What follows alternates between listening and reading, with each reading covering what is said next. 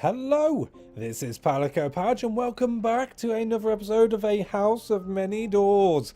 In the last episode, we managed to break open the Surgeon's Guild, as it were, back in the City of Masks for Rotherford, our drunken surgeon, who has a heart of gold, but let's say he has his foibles. And I think we managed to finish off his story arc. I'm not quite sure because it doesn't update until you leave the city. And because it was the end of that episode, I completely forgot to see if he was available for a conversation whilst we were out in the Kinetopede, along with our new navigator, who I never got to speak to. So, before we crack on, I'm just going to pop ourselves back out the city, have a quick look-see, see if anything new is available, because if we're done with him, because he has rubbish stats, we can replace him as soon as we can. So we'll just head north for the sake of argument. Do a little bit of a UE all the way around, but before we do that, pop. So Rotherford, yes, he is ready to talk. Rotherford is drunk as sin. Sounds like Rotherford. Do I want to do this? Yes, I do. It's the boss, calls Rotherford, sloshing whiskey down his front. Hey, boss, are you here to boss me around? He belches. So we can fetch him a glass of water, sit and drink with him, or express disappointment. Well, you know what? We've put him through a lot. He's put his professional, he says with inverted commas, reputation on the line in order to expose the Surgeon's Guild. So I'm quite happy to have a drink with him. You know what I've noticed, boss, says Rotherford, putting an arm around you. None of those papers dared mention the factory, or the governor, and the rate at which heart lights are being manufactured. It's hardly slowed at all. What do you think that means? So, it can either mean the factory is still getting human hearts from elsewhere, the Surgeons Association was only ever a sideshow to the real heart theft, fewer heart lights are being made from innocent victims, or it means the intercellular travel is still possible.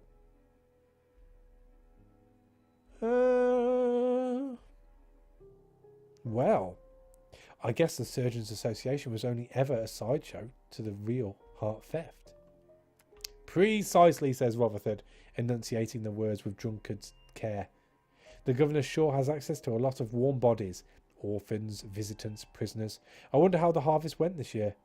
But still, Rotherford raises his bottle, face twisted into a spectacularly insincere smile.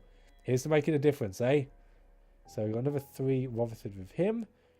Concerns concluded, the Heartless. So we are done with Rotherford. And we've got 40 apprehensions. Wowzer, we're doing really well on that. And a moment of melancholy. He drains it in a single swig. So I guess that's us done with Rotherford. What about the new girl? Yeah, and Pen Pusher. I forgot we got him as well. Let's do the navigator first. Valeria Bell Roberts. Right, so what do we need to know about you? Ask if she knows anything about the City of Glass. I suppose that's a good start. She tells you she'll look into it. I've sent out my ghosts to search for the City of Glass, she says the next day. Most came back with nothing, except one. He followed a trail from where the city was once stood, a trail of desperation and fear. But he couldn't follow it all the way to the source, because there was a wall of fire in his path. Okay, interesting. And, is that it? She has nothing else to say. Requires a zoological specimen. Oh, okay, in order to start her story. Okay, fair enough. And record keeper, the shark. He stutters when he talks and twists things nervously in his massive hands. At a mere 7 feet in height, he'd be a runt amongst his fellow sharkmen. Does he know anything about the City of Glass? I started to write a book about it this once, says Pen Pusher brightly. It was to be called The City of Glass. How one Kachar solved history's greatest mystery. He sighs. I got 20 pages in before I realised I had no idea where to start, so I scrapped the project. Oh, you're fantastic, you are. Anything else interesting?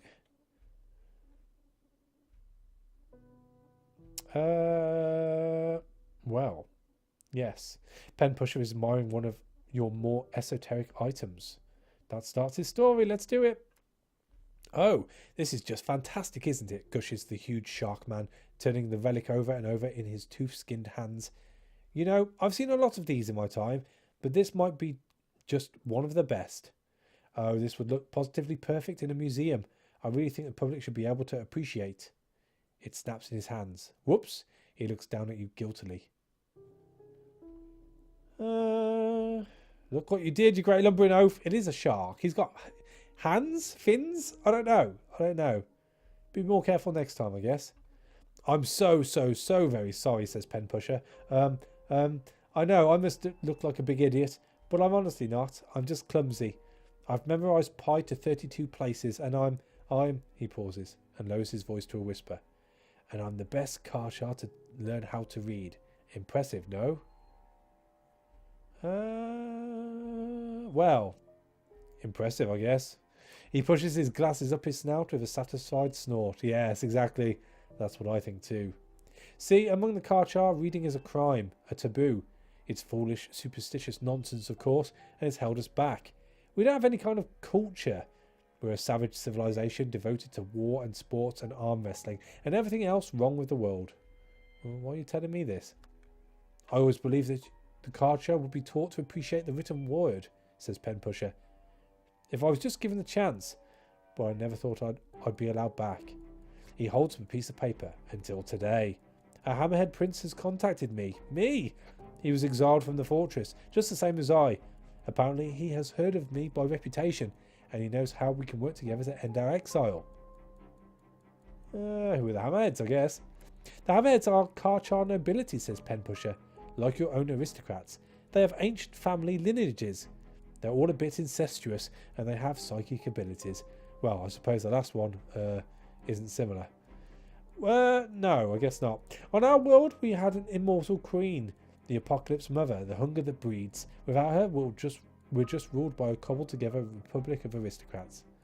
And you want to meet this Hammerhead Prince? Yes, he's hiding out at the Old Hallow. Very well, we'll get there as soon as we can then, I guess. He stutters when he talks, so he's happy with that, I think. Which is good. How many apprehensions do we have? 89! Bejesus! Okay, well... Grit could go up, I suppose. Yeah. We'll look in a second. Let's see if we can get rid of Rotherford now. We've had our fill of Rotherford. Oh dear. 2 customs men come wandering down the station. One short and fat, one tall and thin. They amble gently into your Kinetopede, poking around with their truncheons and twitching their identical moustaches. Hide everything as best you can. Oh, we've got an obscene bug clip. Okay. Well, I guess it's worth 100G. I don't know what we're going to get for it. It's always nice to receive a gift from a friend, says the small fat customs man smoothly. He tips his hat. Good day. We will bother you no further. The two of them saunter off your Kinetopede and wander down the station, searching for another unlucky soul. I hope that the obscene literature is worth a lot more then. That is what I hope. First things first, let's write a freelance article. Speed and style are more important here than quality. You write up your information in terse passages and garnishing the truth with speculation and a few well-placed lies. So, what do we want to write? I guess we're going to write a freelance report of current affairs info beta Quinn for the most monies. The Hollow Trumpet is willing to accept freelance work. Oh, we're doing this again. In which case, we'll do it for the Pioneer. The Pioneer gives you an article double-page spread. That's great. The editor sends you a personal letter brimming with praise. Oh, nice. Do I just keep doing that? I think I do, you know. It's the only way we're going to get more money. Yeah, we're going to, because we are focusing on the Pioneer, aren't we? So let's just keep doing that. So, City of Masks, Pioneer, nice. Chimer. Oh.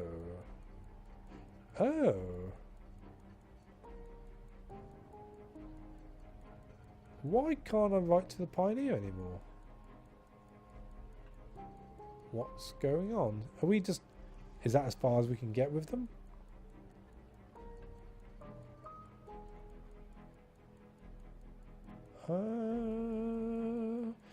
I mean...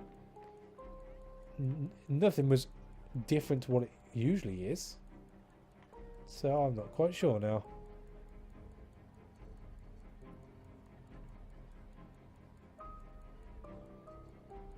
No, it's up to 10. You're building up your reputation. That's what the editors tell you anyway. when they pay you a pittance. Okay. Well, let's leave that for a second then, I guess. Maybe I need to leave and come back again. We'll try that after this. Let's visit our dwellings. You live in one of the brute concrete towers of Catgut Row, sharing a squalid room with a desperate family who make their living by begging and stealing. The street outside is perilous after dark and stained black with soot and sheet. Alright. Oh yes, a letter from Pioneer. Here we go. Gilded parchment scented with the slightest spritz of perfume. It is handwritten in a looping cursive, almost impossible to decipher. Well, what a pleasure it has been to work with you these past weeks. Your writing is just perfect for the Pioneer. We are only a small magazine, but your articles have met with an overwhelming tide of approval from our loyal readers. Of course, we couldn't ask for a greater marriage between our remit and your writing. You are an interstellar explorer of the kind that the City of Keys has produced for generations. A key bearer, an entrepreneur, a pusher of boundaries, and, if I guess correctly, an opener of locked doors. Why, you remind me of the Pioneer's founder, my grandfather, Lord Phosphorus Crumpet. He was an explorer of exactly your stripe until his tragic and senseless demise. Please come and join us at the Pioneer. We offer a lovely atmosphere and all the baked goods you can eat. Our offices are on Upside, a delightfully quiet area of the city. As a full-time employee, we will pay you considerably more than we could when you were a freelancer. Oh, okay. Unfortunately, we won't be able to accept freelance work from you until we have your answer, which I'm sure will be yes. It will be lovely to meet you in person. Oh yeah, let's do it. Why not? You are surprised to find that the Pioneer's office is a sprawling mansion, garden clogged with weeds. As the door opens, you are embraced by the mingled smells of dust and cake. Come in, trills the woman before you. She's plump, in her late 40s, the Lady Phoenix Crumpet. I'm so glad you came. Do you want cake? Croissants? Biscuits? They're in the oven now. The furniture has all been pushed against the wall and hidden under sheets. A huge printing press chugs along in the centre, spitting out endless magazines. A few men smoke cigarettes nearby and occasionally jab reluctantly at their typewriters. Lady Crumpet introduces you to the rest of the team. William the grey-haired politics correspondent, Timmy the fresh-faced culture columnist, and a tiny dwarf Mycena named Zin Rul-Shi, who reveals itself to be the true identity of Agony Aunt Wise Edith. Over cake and croissants, the biscuits turned out badly, Lady Phoenix takes you through what will be expected of a Pioneer journalist. We welcome news from any faraway room, but I'll assign you certain places from which we're very keen to hear. These will get you an extra bonus, she smiles. And remember the house style, informal and exciting. We want high adventure, tales of daring do and stories of the fascinating and bizarre. Don't hurt anyone's feelings. So we can sign the contract or refuse to sign it. I think we should sign it. Why not? Let's stick to a plan. Let's alliance ourselves with someone, anyone, I suppose, and seeing as they're the first. Lady Crumpet claps her hands. Delightful. I'll get this copied for you. More cake? With the extra cake successfully foisted upon you, Lady Phoenix gives you your first proper assignment. Why not travel to the City of Engines, dear? My dear grandfather always had the most engrossing adventures there. That's fine. Where is it? I have no idea where it is. Let's give it this first. So, oh wow, we're really putting in the money now. Nice. Lady Crumpet is enraptured by your story. The next day, your report graces the front cover, accompanied by a pretty illustration drawn by the good lady herself. Wow, these are really worth some monies. Submit a report. Nice. That's awesome. Cool. Glad I did that. Right, back at our dwellings. A missive from a church. A letter has been pushed under your door. The return address is Step Temple Street. This is available because you have attracted +3 divine scrutiny from a god. Alright, well, better go, I guess. The churches are always on the lookout for a missionary to impress a sanctioned face upon the heathens outside the 7 cities. You're an opportunity they cannot pass up. Missionary work can be extremely dangerous, the letter warns, and proselytizing for the sanctioned can land you in hot water. But proselytizing a god in distant rooms will certainly further their interest in you. And once you have enough of a god's attention, that god may bestow their favour on you. Okay. So I can become Abjar's missionary. You will take the emptiness of the god-shaped void with you. Is that good? I have no idea. Is it? I mean, it doesn't sound good. You know, if I'm going to be picky, it doesn't sound good at all. What do they say? Abjar. We got 4. The void-shaped god, the god-shaped void, a sanctioned deity. Okay. Or else we've got the hash, the serpent, the infinite coils, and that's it. Well, why not? For the sake of story, let's do it. Abjar's temple is a rickety old building that looks nothing like a church.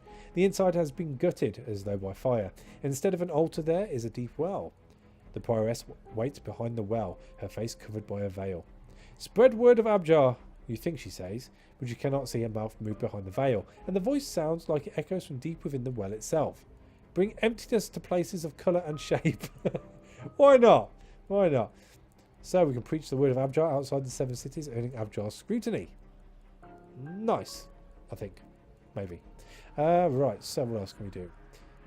We can write a poem, work on our magnum opus, or upgrade our lodgings. I'm not too fussed by that. That's worth too much money. I will work on our magnum opus, though. You added an entirely new subplot. This will change everything. Time for a rewrite. So we've got 10 apprehensions off that. 97% complete. Okie dokie. Do I want to write a poem?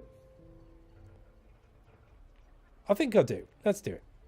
You sit at your desk and strive furiously to compose yourself before you can compose anything else. Your pen shakes in excitement. Images flicker through your mind. Patterns, echoes, reflections. So, we can do a transcendent ballad, a mournful lament, or a gothic horror, or a grand epic. I think we'll do a transcendent ballad simply because we've got 5 and this only requires 3. So it'll leave us a fair few left, which is good. You set your pen down, exhausted, unsure how much time has passed. Your transcendent ballad is titled Of the Journeying Kisses. You have written a lyric poem. The poem is 6 lines long in a single unbroken stanza. And this is of the Journeying Kisses extract. This evil despot in a castle fed, as ghost as your killer, as your enemy just. My eye bursts alive as you rise fed, the killer of infatuation and vague dust. Yeah, okay. I dig it. I dig it. After days of fevered intensity, the poetic fever has left you.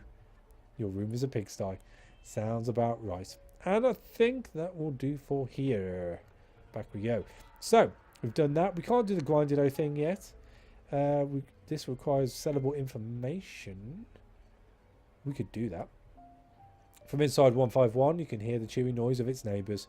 The blue-eyed governor's man sits in an armchair, the only furniture in the entire building. His hands are in his lap, that odd smile playing at the corners of his mouth. Well, okay, well, what do we have? We have... None of that matters.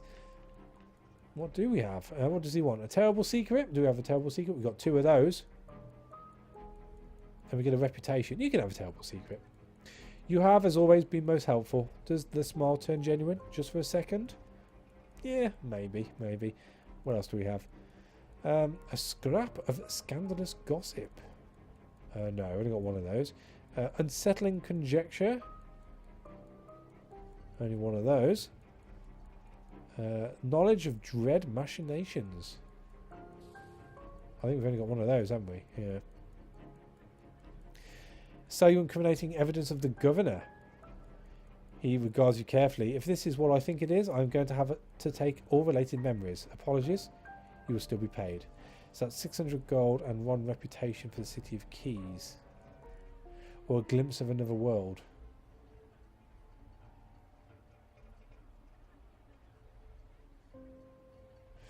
I like the fact it's given me a chance to maybe at some point publish it. I think I'm going to keep hold of that. What was the last one? Glimpse of another world. Do I have any of those? Only the one. So that's fine. We made a fair bit of money here. So I am happy with all of that. We shall go. And then we're moving on to our Memorial Museum of Unnatural Curiosity. And this is where I'm hoping we can put something in which they haven't got yet. So occultist paraphernalia, bottled darkness, cryptoglyphic tablet. Oh, we've got loads of those. Old bones, grimoire. Historical curio. Do we have one of those already? We don't. You can have a historical curio. A gorgeous antique protected by glass. Nice. What else do we have? Ancient grimoire. They've got one of those. Old bones they've got. Primordial oddity. Don't think we got one of those. No. Let's go for one of those. Sits suspended in its glass tank, tentacles drifting. Nice. What else do we have after that? Old bones, cryptoglyphic tablet. I'm sure we got those. We have, yes. Bizarre effigy. Can we get rid of that? Old bones, odyssey, cryptoglyphic there. Bottle of darkness. No, we can get rid of that. Nice. Have it. This is just one bizarre effigy looming in the atrium. Its terrible stone face greeting visitors. I mean, why not? Why not? And then what was the last one? Oh, we got embalmed corpse. I don't think we've got one of those, have we? No. Embalmed corpse. What to say about that? Oh, 2 collections of old bones now. Embalmed corpse lies in this open sarcophagus. Excellent fuel for the children's nightmares when this place is open. And what was the last one? The Arcane Codex.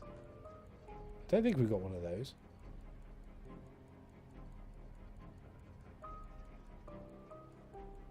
No, we're good. We're good. So you can have the Arcane Codex. Sits on a lectern. The page is rustling very occasionally. There is no breeze. So, what are your opinions of the museum so far? From an academic perspective, many of the exhibits are intriguing, says Ambrose. This will cause quite a splash at Pauper's College. Unfortunately, the exhibits themselves are mostly hideous, he says with distaste. Elga declares the museum eccentric and occasionally disturbing. She seems satisfied. Awesome. But will it pass inspection? At the moment, the inspectors say that the museum is at a barely acceptable level of decency. Awesome. So we're passed. That's good. We'll leave. As you leave the museum, you are accosted by an old woman. She appears to be an occultist of some kind, judging by the candle wax splattered down her sleeves, the rune tattoos that dance across her gnarled hands, her mask of badly stitched leather. Your museum is invading my nightmares, she hisses. So many harbingers of madness and the occult gather together in one place. Be careful, Padge, or you will begin to conspire. Alright. I mean, I've lost a lot of cargo, so I'm happy for that. Are we done here?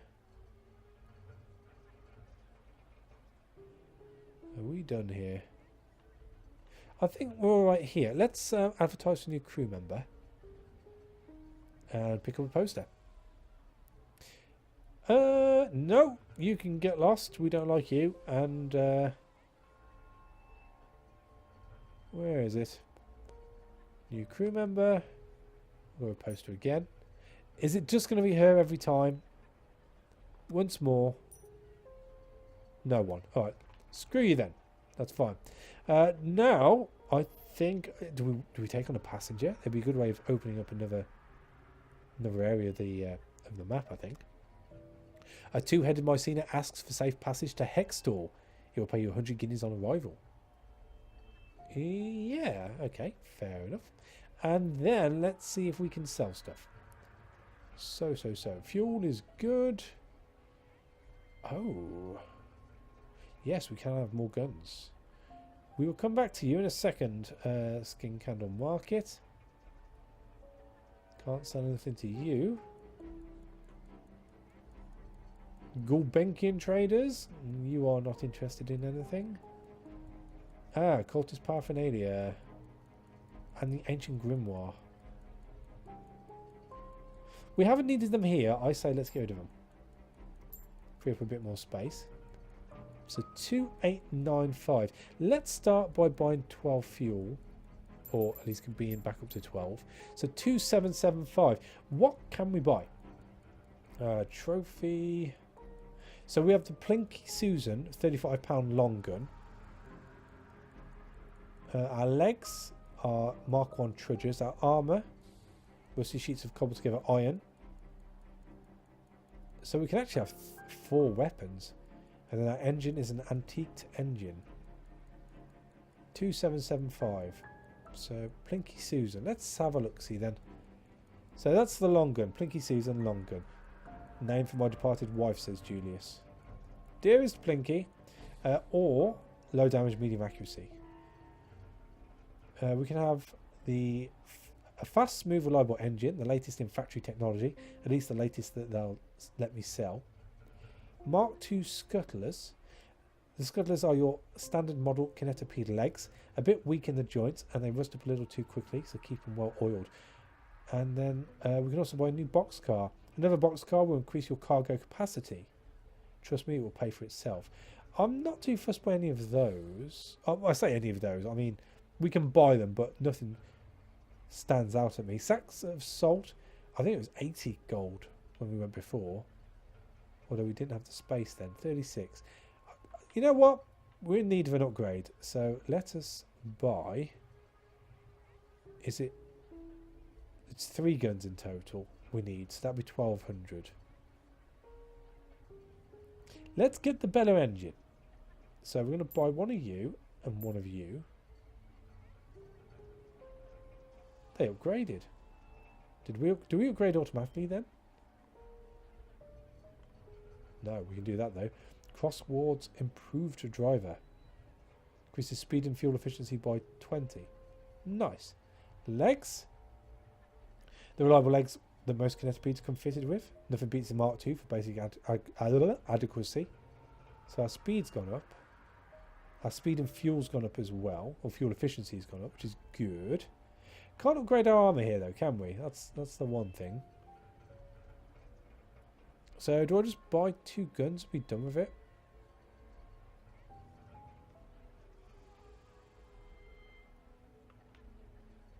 I think so.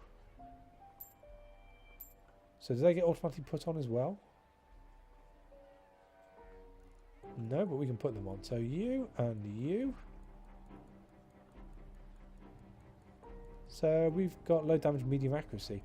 So we've got 3 guns now. That's well, it's got to be good, hasn't it? 3 is definitely better than 1. I can attest to that. And I think, well, I'll tell you what. Let's have a quick look and see where we go next time around, and then we'll end the episode. That's what I'm looking for. A little bit early. So Kennedy Yard. Don't know what's going on right there at the moment. It seems to be something sticking over it.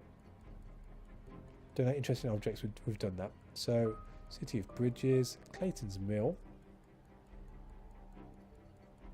I mean, where is this Hexty place? Catch a penguin. Where is this Hexty place?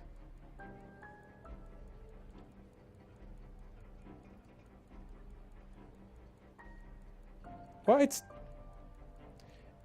not anywhere near. That's the thing. That's not good. Do we just head north and see what comes up? I mean, we could probably head out to these, whatever these may be, to the Ithiid Hound and a penguin. To which point we're probably just best heading east and then, no, sorry, that's west, isn't it? West then north. And just keep heading north until we find interesting stuff and maybe loop it back around. But that'll be in the next episode. So thank you for watching. As always, a like is appreciated. And I'll catch you on the next one. Take it easy.